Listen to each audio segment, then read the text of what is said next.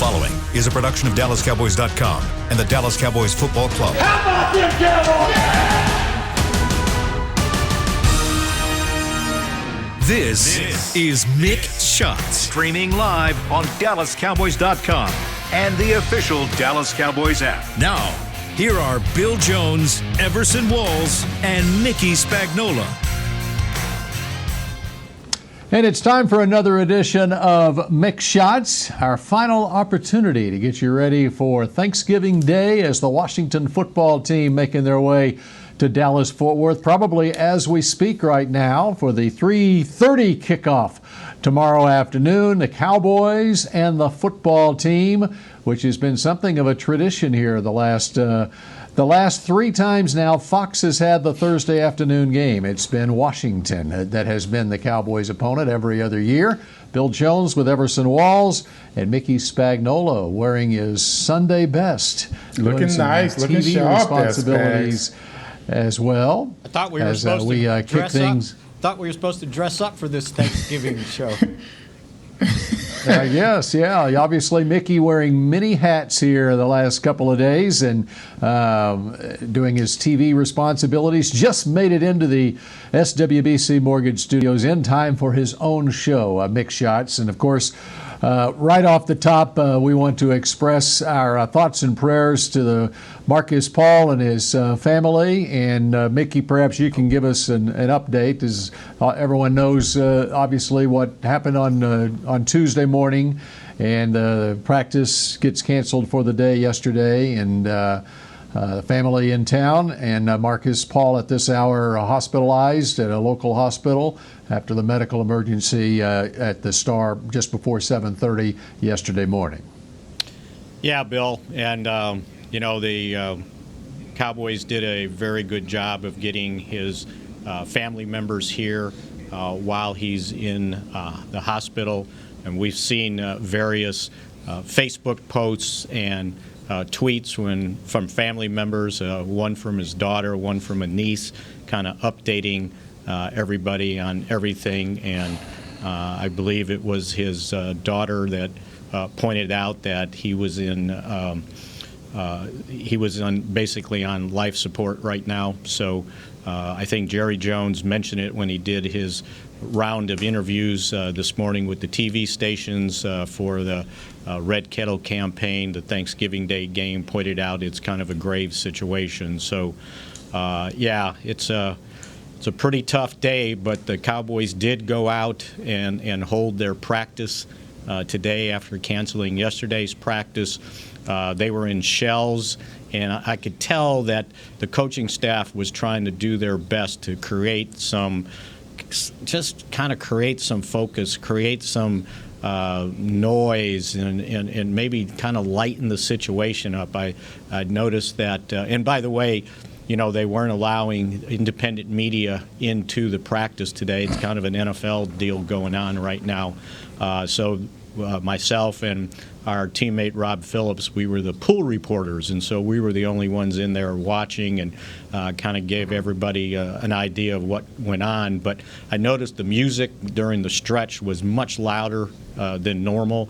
The other thing that I noticed is the assistant coaches were chirping. They were a little bit more vocal and loud in trying to get everybody's attention. And then the other obviously noticeable change was without Marcus Paul there, Harold Nash, one of the strength and conditioning department's assistants, was leading the team stretch. So they seem to be kind of, into it, so that's a good thing. And I don't know if they would have had shells on today or not, but that's probably a little bit more physical practice on Wednesday than they normally would have had.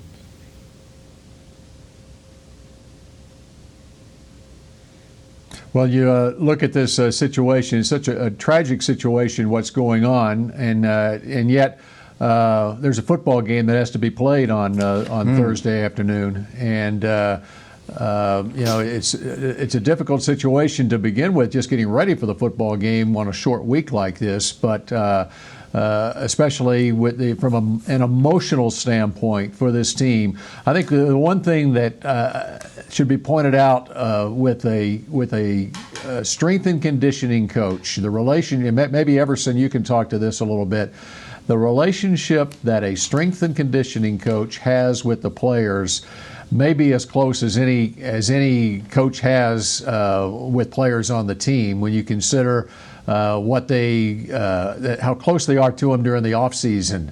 And many head coaches in this league talk about their strength coaches being their off season head coach. And so you can only imagine what's going through the minds of these players as as one of the family members is going through something like this right now. Well, it lets you know how sacred that position is, because you really don't see many strength coaches coming through an organization. They don't like running them through as if they're running through a mill or something. I would call Bob Ward was my strength and conditioning coach. He was there for a long time, very innovative in some of the techniques. He was one of the more innovative strength coaches probably in the NFL.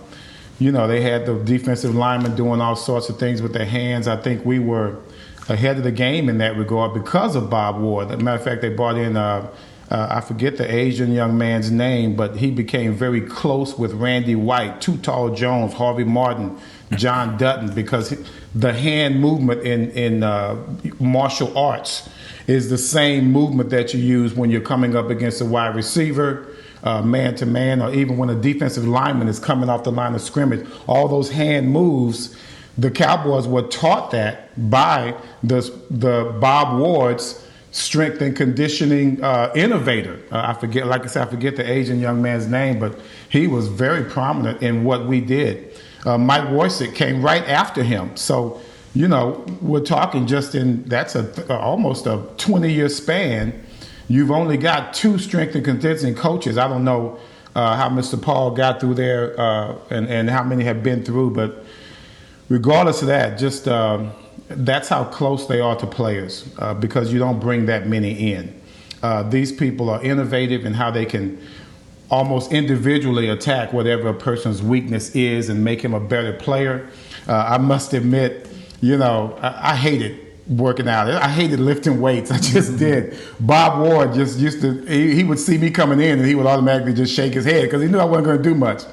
But they were always there for the core of the team, the big guys. They're the ones that he depends on. They have a great relationship. So for Marcus Paul to have to go through this and his family to have to go through this around Thanksgiving, I'm sure those memories will always be there for them, unfortunately. And for this team, I know that, it seems a bit insensitive to the layperson that doesn't follow sports much, but the show must go on. It's just the way it is. And I'm sure this Cowboy team would rather talk about their conditioning coach in the aftermath of a Cowboys win rather than, after a Cowboys loss. So that's how you get the whole, emotional dedication to his memory in this particular ball game. And I'm sure that's what the coaches and the players' goal is, to make sure that they respect his memory and play as hard as they can, win or lose. Just give it all you got, just for his sake and for his family's sake. Hey, let me say this, Everson and Mickey. Here's the. You think about, and we're all praying for a miracle for Marcus Paul. Yeah. But the best way to honor Marcus Paul, think about what Marcus Paul has spent his life doing. His life's work has been getting football players ready to play a football game. And the best way for these players to honor Marcus Paul with what he's going through right now is to get themselves in the most difficult week there is to get ready to play a football game, to get themselves ready just like Marcus Paul would get them ready to play. And we hear head coaches around the league. Ron Rivera, in fact, knows Marcus Paul. They were at Chicago together. He opened up his press conference after he heard the news. First thing he said was talking about Marcus Paul. There are other coaches who have done the same this week. He is widely respected across the league.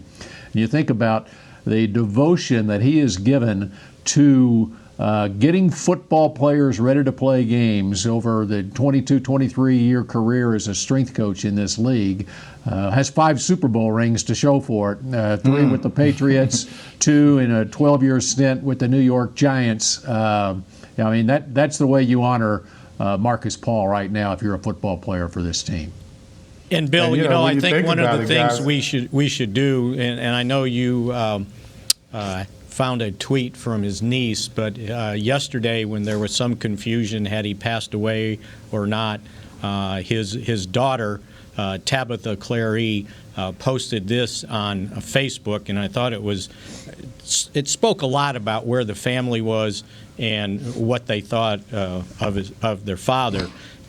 She posted and said, "Please keep my dad in your prayers.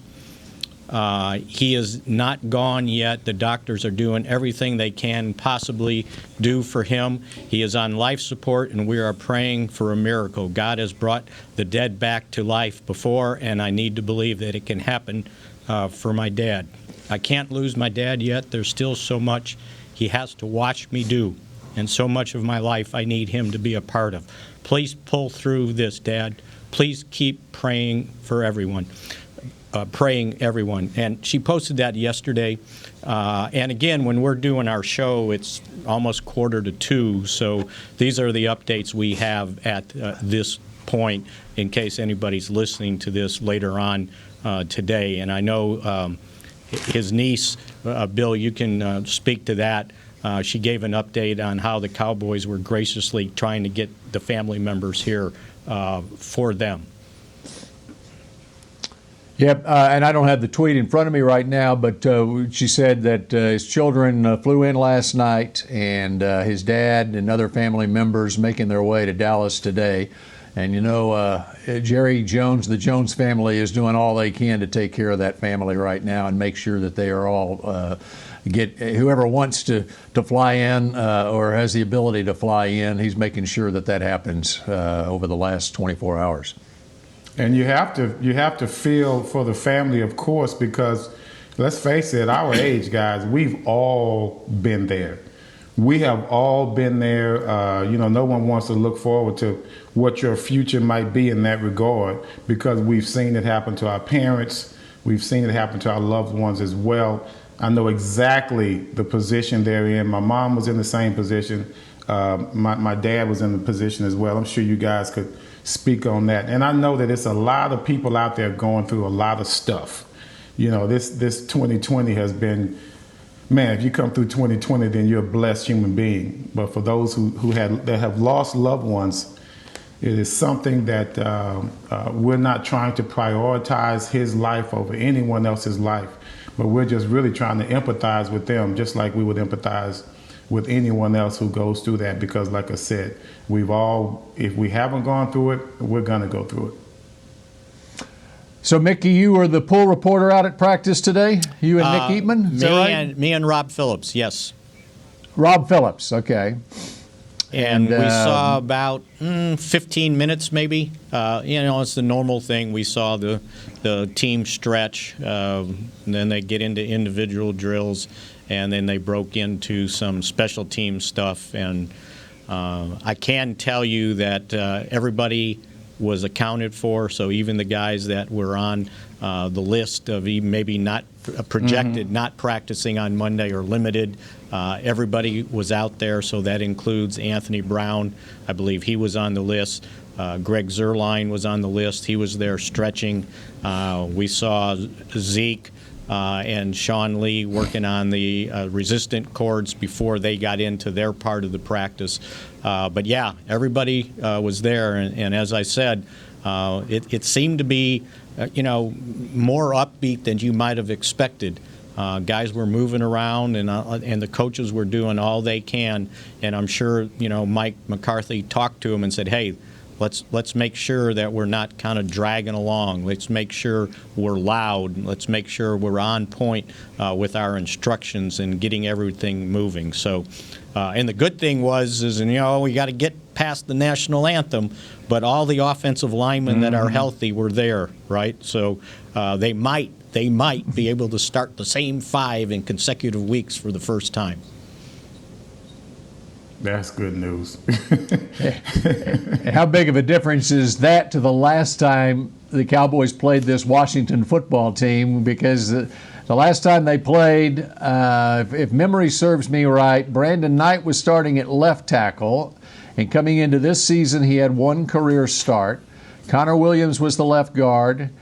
Tyler Biadasz, a rookie with no career starts, of course, before this season, was your starting center. Connor McGovern was making his first start at right guard, and the right tackle was Terrence Steele, also a rookie. And, one change to that, Bill.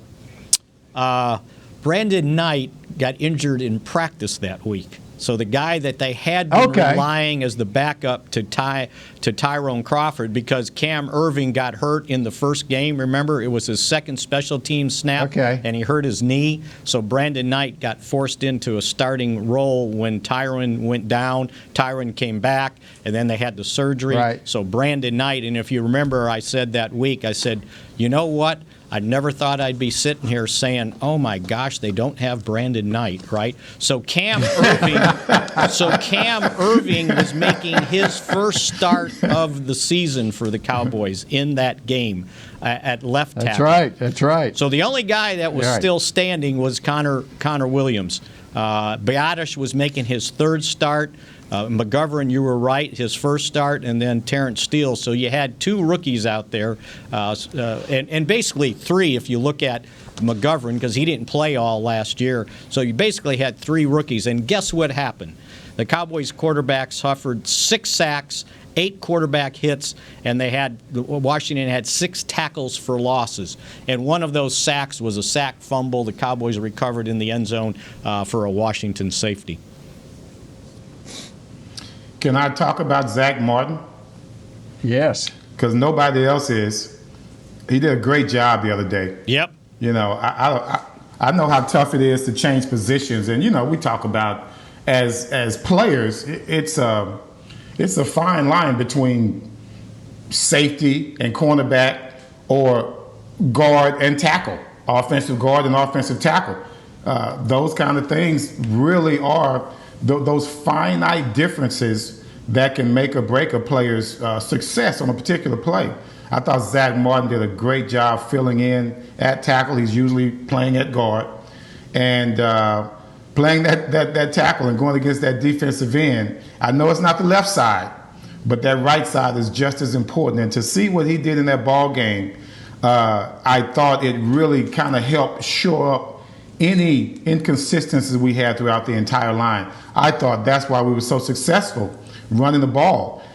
He helped shore up some young kids that really need his leadership in there. And all I saw was an old school Cowboys ball game that I had been looking forward to seeing for a long time. And that's why Zeke got his yards, and that's why Pollard was able to be as successful as he was. Zach Martin really came through for us. And when you do something like that and it's quiet, that's the best kind. You know, don't make a lot of noise. Go in there and just be a professional and do your job and kick somebody's ass. And that's what he did. He did the whole game. I'm serious. He did the whole game. Well, and he makes Connor McGovern a better player inside at right guard, too. I mean, when McGovern's got 2 veterans on either side of him, as opposed to the last time where he had 2 rookies on either side of him, he might, things are going to work out a little bit better for him. You feel like your armor is a little bit better put together. You just might make sure that the veteran might make sure that young right guard picks up that blitzing linebacker and not the blitzing safety. Exactly. Which happened in that Washington game when Cole Holcomb that coordination makes all the difference in the world on any pass play. We've sat here and Spags will go over critical situations all the time. And those critical situations was really a bad turn for us. But when you have a veteran in there and everything just goes smoothly, nothing critical at all, that's what you want, just a quiet, normal transition to success. All right, we're just getting started on this edition of Mick Shots. So much to get to as we get you ready for the Cowboys and the football team on Thanksgiving Day in just a moment. Hey there, Cowboys fans. With Tide Cleaners at-home pickup and delivery, cleaning your clothes has never been more convenient. Simply sign up at your local store, set out your dirty clothes, and one of our Tide Cleaners professionals will come directly to your home for a totally contactless experience. Your clean garments will be returned promptly the next scheduled delivery day, so skip the errand and enjoy life, not laundry. Visit TideCleaners.com or your local store to sign up for Tide Cleaners at-home pickup and delivery today. The Cowboys way, where 16 Hall of Famers and 5 championships shows us what success looks like. Where turkey is always the second best part of Thanksgiving Day. Where we are all defined by one single thing, the star. Where we as fans know it's our job to keep the tradition going. Bank of America is proud to be the official bank of the Dallas Cowboys and to support the quest of living life the Cowboys way. Copyright 2020, Bank of America Corporation. Grab some OtterBox gear and get ready for hanging with the boys. From rugged venture coolers to tough as nails elevation tumblers, we've got what you need to keep your game day drinks frosty and your football feast ice cold. And with cases, screen protectors, and power accessories, you can defend your phone and stay connected to every play. Gear up at OtterBox.com and amp up the fun of every Cowboys game. That's OtterBox.com. We're back with a tasty treat that's sweeping airwaves and taste buds. It's new Dr. Pepper and Cream Soda. Let's take a listen. Dr. Pepper and Cream Soda's here. A new combo that's music to my ears, okay. Let's play. Cream Soda and Dr. Pepper time. Pour it in a glass of ice. Ah, music to my ears and mouth. New Dr. Pepper and Cream Soda. A delicious duet. Back to Mick Shots.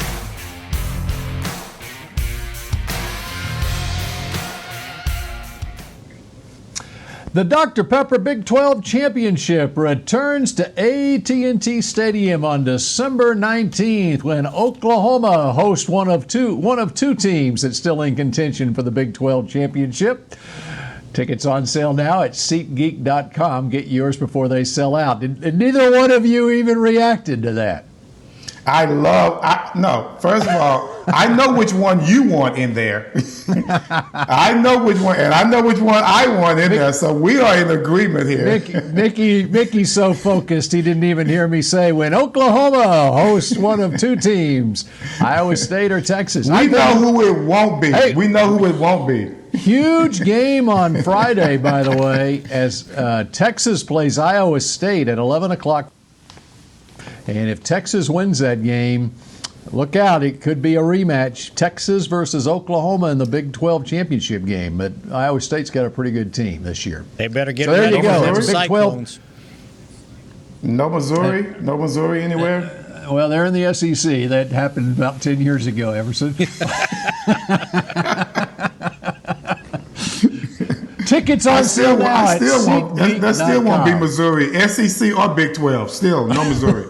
They've made it to the SEC championship game one year, didn't they? Twice. Was that 10 years ago? Well, they made it to the Big 12 twice, by the way. Yeah, that's right. How'd that work out for them? Well, they ran into Oklahoma, I think, both times. There we go. And they made it to the SEC one, didn't they? That's and then they went to the SEC answer. and they ended up playing Auburn. And was it Auburn? That was Cam Newton? It was was it Cam Newton? It was 2012, maybe, I want to say. I don't know if that was Cam Newton. All I know is the running back is still gaining yards against him. He's still running. No, listen, running. They went into the fourth quarter. The game was like 41-38 or something like that, and Auburn ran for 500 yards, and Missouri scored 40-some points and got beat. They ran for 500 yards. Guess who was yelling at the defense? That with Blaine Gabbert? No, it was Franklin. The quarterback. Oh, yeah, James Franklin from Lake Dallas. I was yelling at the defensive coordinator to try to help him out. He just wouldn't listen to me on what he was doing on the offensive line. They're running for 500 yards on you, and he's playing a three-man front. And it's like, okay, they're running on you and they're picking off your linebackers with 320-pound offensive linemen. What are you doing? He didn't listen. Okay, we move forward now. That sounds very familiar. But speaking of... Let's fast forward about 8 years. But speaking of that and not being able to stop the run, the Cowboys better buckle down, because in the first time I got reminded today when I was looking at the stats that Washington ran for 208 yards against the Cowboys the first time around. And they only... And think about this.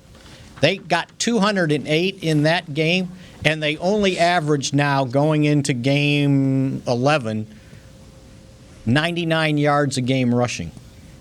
So that tells you that they don't really run the ball that well, but they ran it against the Cowboys. And that also tells you that those days are over. The Cowboys are now a solid defensive squad. Now, we're not going to shut anybody down, but we're not. I just think those days of gaping holes that we saw early in the Arizona game, in the Washington game, I think we're going to be done with that. I think our coordination is so much better up front with our front seven. I think our issues are going to be trying to play against the pass. Anytime we've got a good receiver coming into the ball game, we always seem to somehow let him have his way through our secondary. And I'm still upset about our technique. I talked about the other day, when we can get Brown and Awuzie to adjust their technique to man inside, man, it would be such a total difference in their success. I recall Tom Landry hated the way I played cornerback. He hated the way that I kept my eye on the receiver and the quarterback at the same time. He called it cluing. I just called it playmaking. For some reason, he gave it another name. And as much as he hated that I did it, he was happy with the success. So I like to compare myself and guys like, you'll like this one, Bill, Dick LeBeau. Remember Dick LeBeau? Yeah. Dick LeBeau was as slow as I was, all right? But he had about 50-plus interceptions, just like I did. So I would be his heir, so to speak. And we were both good at keeping everything in our sights. Tony Romo talked about eyes back to the play. We always kept our eye on the ball. That's when you see the balls in the air. Guys like Dick, myself, and interceptors, we think it's ours as much as theirs. And so I would dare call Dick and myself the Leonardo da Vinci of cornerbacks. Tom Landry considered what we did heresy. He hated it. But it was something that, in the end, was proven out. So trailblazers like Dick LeBeau, I want to thank them, and I want to ask the defensive backs to this day to take that into consideration. Keep your eye back on the quarterback. Keep the other eye in the peripheral on your wide receiver. And by God, make some plays on the ball. I promise you, it's been done throughout history. There's nothing new about this. The Cowboys secondary needs to, especially their cornerbacks, they got to step up and keep those inside routes from killing us all game long.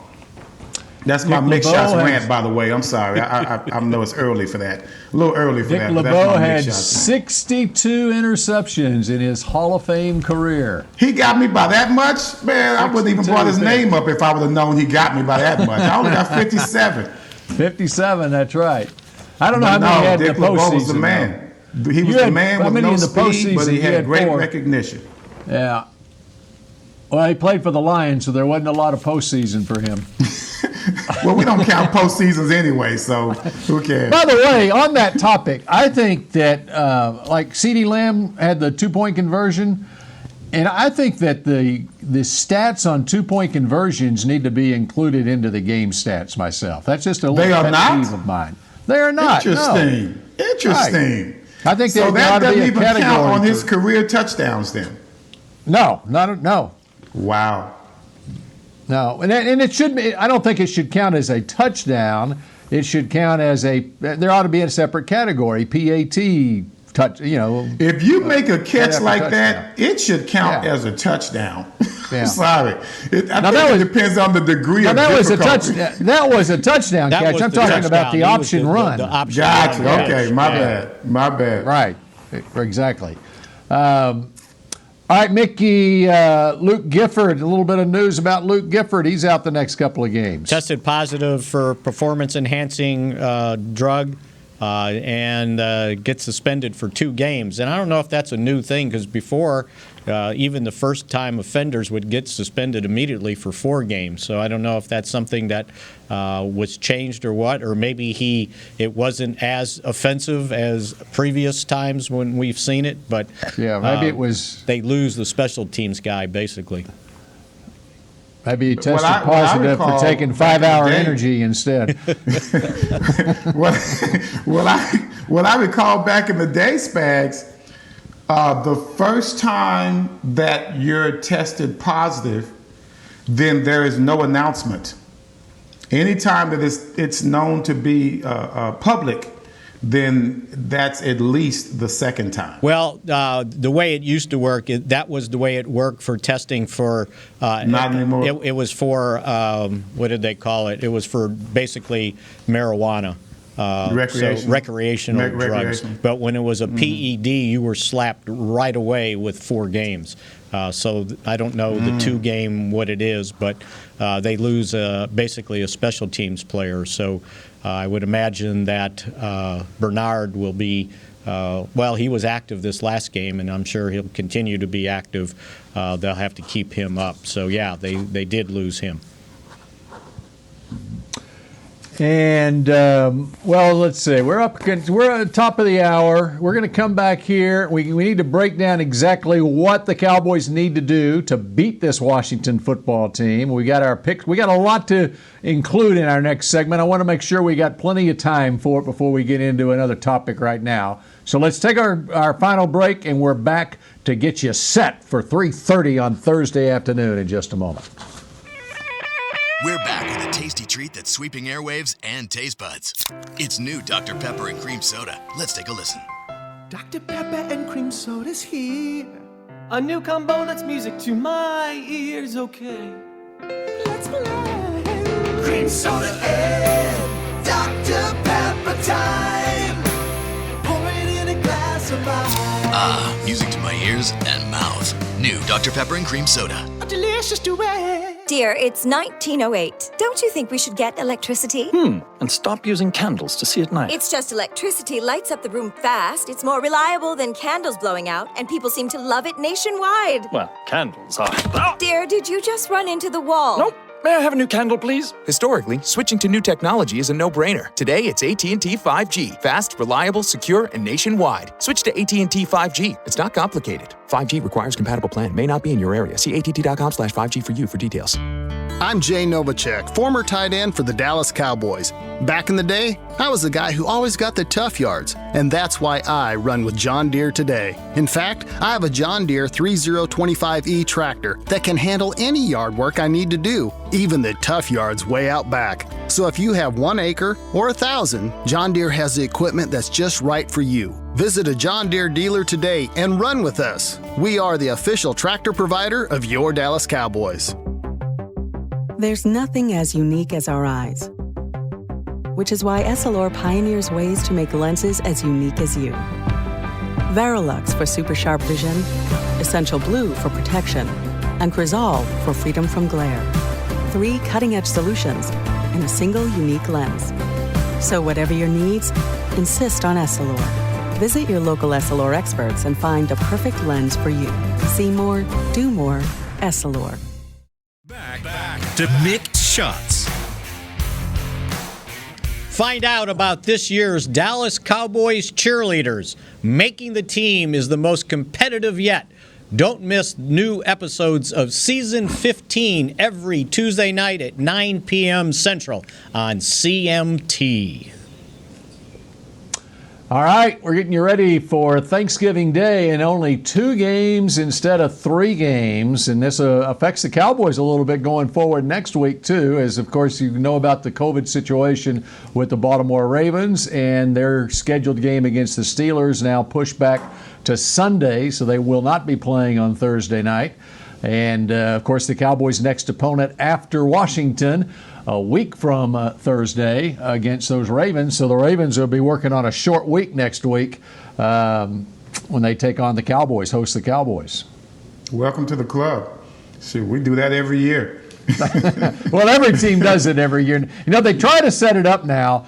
And what the Cowboys have been doing, or the NFL has been doing with the Cowboys recently, is they play the Thanksgiving Day game, and then their other Thursday game. That's the difference. Now the Cowboys are getting 2 Thursday games, and so their Thursday night game, part of that package, is usually scheduled the week after their Thanksgiving Day game.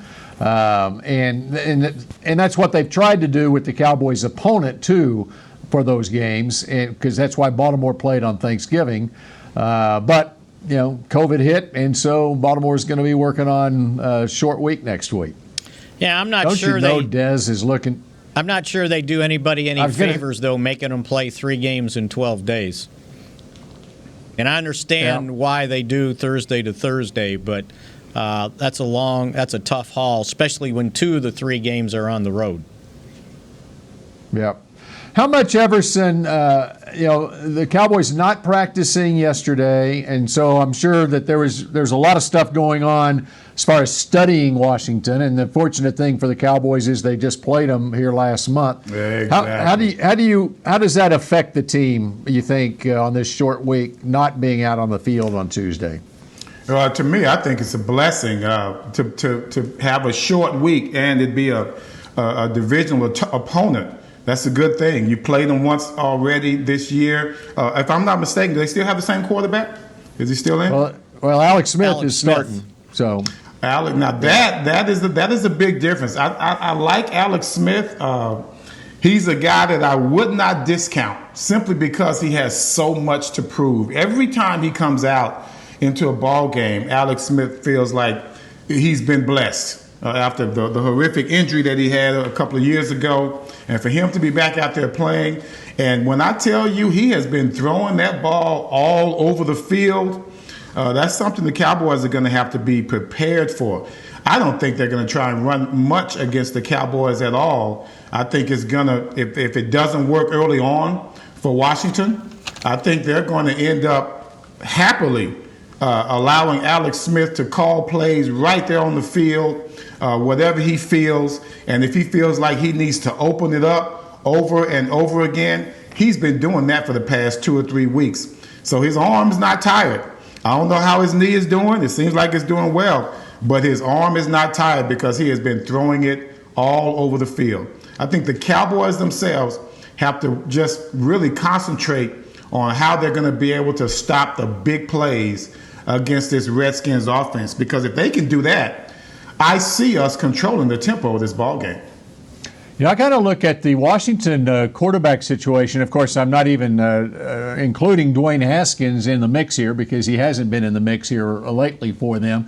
But I look at the Kyle Allen versus Alex Smith for Washington, kind of the same as Garrett Gilbert versus Andy Dalton for the Cowboys. I think Kyle Allen and Garrett Gilbert are a lot alike. They were at Carolina at the same time. Allen actually started ahead of Gilbert. Gilbert was on the practice squad a lot of the time there.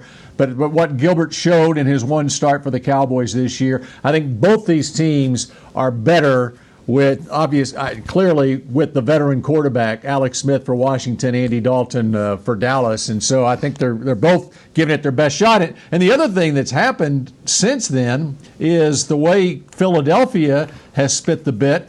Everything is tightened up to where, everyone's in a virtual tie right now for first place in the NFC East. There's so much riding on this game as far as getting a leg up on everybody in the East. I got to tell you guys, we've been talking so much about Philadelphia. And, of course, we, as Cowboy fans, everyone's afraid if Dallas was to get hot. Redskins hadn't really been talked about that much. But the team that we should be prepared for, and I know it's coming up soon, those New York Giants are looking really, really solid. And if anyone makes me nervous at this point, I would rather I think I'm more afraid of the Giants right now than I am of any other team in the NFC East. Well, when the Cowboys play the Giants, they're just hoping that they're in playoff contention at that point because that's the last game of the regular season. And you have to go to New Jersey to play it, too. That's going to be tough. All right, let's get into. We got 6 minutes left here. Unless Mickey, you got something else before we get into our picks to click and no, the picks thing for the game. You know, what else do you want to throw out? The other thing I talked about, I just thought about when you were talking about Alex Smith and everything and controlling their big play in the passing game. Which, by the way, that's how they opened up the game, right, against the Cowboys the first time. The 52-yard touchdown pass to McLaurin when they caught Diggs looking inside. While we talk about the Washington's ability to sack quarterbacks, they have 32. Their quarterbacks have been sacked 32 times also. So teams have been able to put pressure on their quarterbacks, and that's something I think imperative that this Cowboy defense does. That'll help out the secondary. You get pressure on opposing quarterbacks, and then they'll make some throws for you, or to you, I should say. So that's one thing that I think that it could swing this game either way. Their ability to put the pressure on the Cowboys quarterbacks, but the Cowboys need to have the ability to put the pressure on Washington quarterbacks. Let's not forget they have a hell of a wide receiver in what's his name? Terry McLaurin. Yeah, McLaurin. Sorry, McLaurin. This guy is just as deadly as any receiver we've gone up against this year. He's big, fast, and strong, and he's dependable. So Alex is going to be looking at him. One thing that I've always talked about, great defensive coaches always make the opposition do things that they're not accustomed to doing. We need to make sure that no matter what, McLaurin does not get 10 reception, 100-plus yard day. If we can hold him down, it gives us a chance to win this ball game. All right, let's talk about that. Who's your pick to click, Everson? My pick to click, I have to say the Cowboys have been very good at not just being successful, but keeping penalties down in this last stretch, and that has really kept us in every ball game. It's kind of it allowed us to have manageable situations time and time again. And what we do with that is when we're in that position offensively, we tote that rock, and I'm loving the way we're toting the rock right now. Your boy Pollard is having a great year. Everyone's talking about we need to have him as a starter and all of that. I think this game, Zeke is going to continue to show people why he was our first-round draft pick and why he's going to get another 1,000-plus yards this year. My pick to click is I was going to pick the offensive line, but I think y'all got kind of upset at me last week because I picked the whole linebacker unit. I'm not going to do that anymore. I'm looking for Zeke Elliott to get off because of that offensive line and the way Zach Martin and the guys are playing. And so he's my pick to click. And my score, of course, Cowboys winning, best case scenario, 26-13.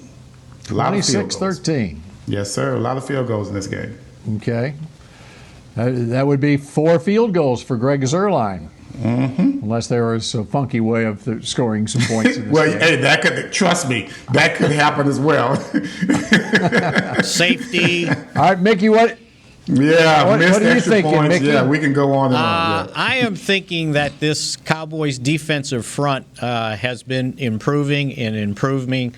So I'm not going to do like Everson and take the whole defensive front, okay? I'm going to just pick one guy out. And I like the fact that the Cowboys had been playing Aldon Smith. When they're in their 4-man front in nickel, they've been playing Aldon Smith inside.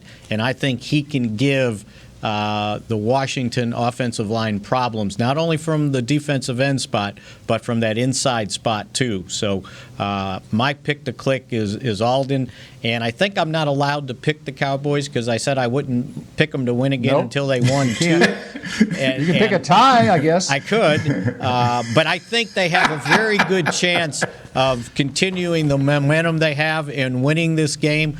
So if I was going to pick them to win, I would have picked them 26-23. So I'll pick the Redskins because I'm obligated to do it.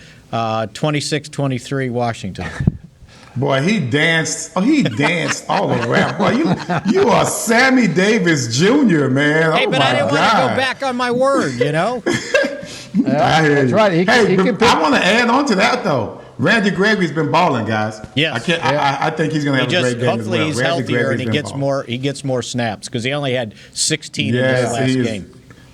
Extremely aggressive. Yeah, still had 3 aggressive. quarterback pressures with the 16 snaps on. That's right. Minnesota.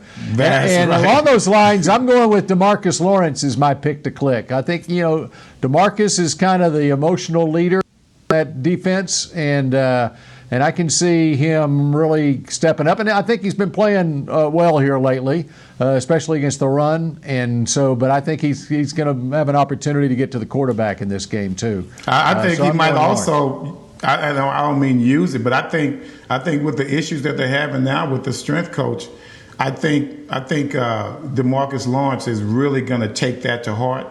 And I think he's going to be a very emotional player just for that family and for Coach Paul. Yeah, and I'll give you guys, and I know we're almost out of time, but I'll give you what I think. There's a lot of keys to the game, but I think the big key for this, and we kind of talked about it at the top, is that this team focuses. It's been a tough week, an emotional week. Who knows what happens between now and the kickoff, but they've got to be able to kind of compartmentalize and focus on what they need to do. You don't have to be overly emotional, but you've got to focus, and the mental part of this game may be more important than the physical, just with this cloud of I'm sure if Marcus could say something, that's what he would want right there, Spags. That's perfect. All right, that does it for Mixed Shots. Happy Thanksgiving, everybody. And we will reconvene on Monday at 1:30 for the next edition of Mixed Shots, and the Ravens will be fast approaching by then. Have a great Thanksgiving, everybody. Go Cowboys. This has been a production of DallasCowboys.com and the Dallas Cowboys Football Club. How about this, Cowboys? Yeah!